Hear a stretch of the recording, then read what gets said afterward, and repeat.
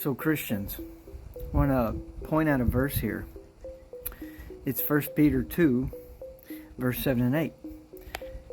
Let's read it. So it says, "Unto you therefore, which believe," okay, so the Christians love to use that word that all you got to do is just believe. Just have a thought about Jesus. Just trust that Jesus came and died on the cross. And you're good to go.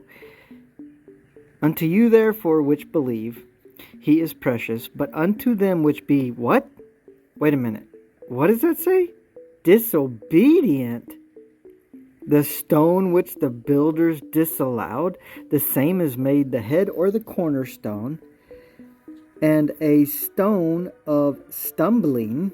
Uh-oh, what are the Christians stumbling at? "And a rock of offense?" Well, who's getting offended by the actual gospel that Yeshua came to refresh, which is the 10 Commandments? Are y'all being offended when we tell you to obey the 10 Commandments?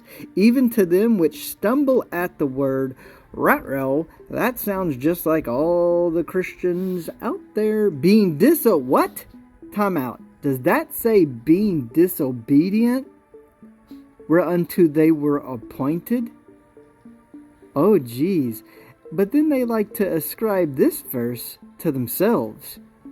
Even though they are disobedient to the gospel, to the 10 Commandments and the Rainbow Covenant, they like to account themselves to that chosen generation, a royal priesthood, a holy nation, a peculiar people, that ye should show forth the praises of him who have called you out of darkness into his marvelous light. Well, if you read 1 John 2, it says to know God is to obey his commandments. And if you say you know God, but you don't obey his commandments, then there's no truth in you. You're a liar.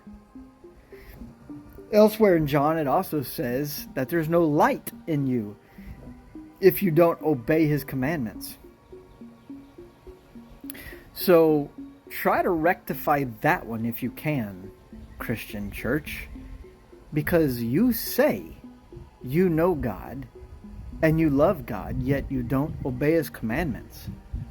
And clearly here, believing is equated to obedience, because there's a dichotomy. They showed you, okay? Unto them which be disobedient, unto you therefore which believe. And then it contrasts it with the disobedient, automatically showing you the opposite of belief is disobedience. So that means believe means obedience. You have to obey something. And then the Christian church says, well, the death, burial, and resurrection is the gospel. Okay. How do you believe that? How do you obey that? How do you obey a man dying, getting buried, and being raised up again? How do you obey that? You see, the scriptures are written in a way, like, you have to understand this. When Yeshua was preaching these parables to the people, and the people weren't understanding, it's because they had a dark heart. It was written for the ones who actually obeyed God. Y'all are the people that were in the crowd that don't understand the parables, because you don't obey.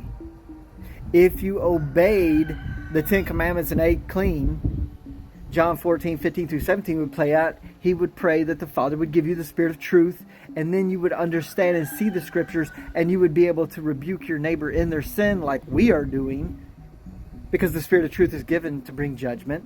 It's for judgment. It's no other purpose other than judgment and to understand the Scriptures.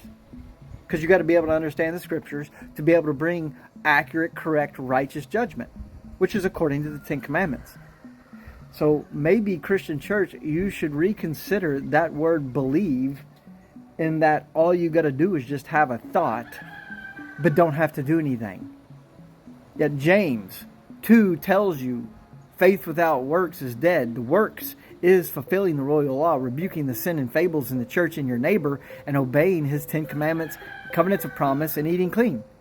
That's your works. Your works are going out there and rebuking the people, preaching the true gospel of the refreshed covenant. But it was prophesied many people would not hear the refreshing. Isaiah 28:12 tells you that. So consider what you believe and reconsider what you've been taught.